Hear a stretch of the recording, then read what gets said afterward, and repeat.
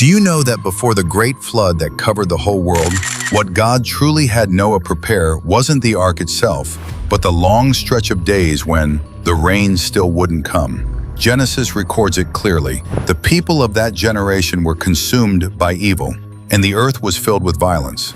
God said to Noah, "Build an ark exactly as I instruct you." But what people couldn't understand was this. Back then, the sky was still perfectly clear. So the ark began to rise on dry ground, step by step.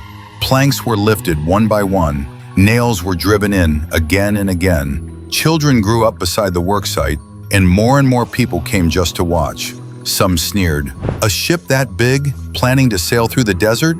Others shook their heads. "They say he heard God said it's going to rain."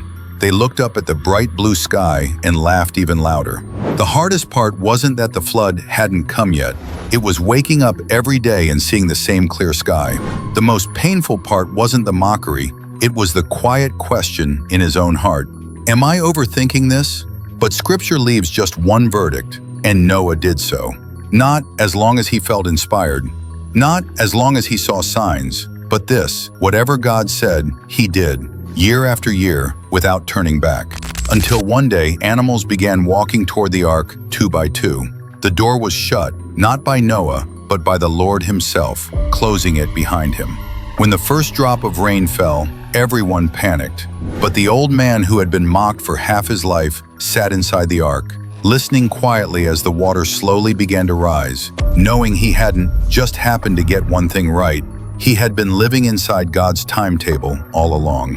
This story reminds us, the real test of faith is never the day the flood arrives. It's the long season when you keep waiting and nothing seems to happen. If you're holding on to something right now and you've been doing it for a long time without seeing results, write in the comments, "Even without rain, I won't give up."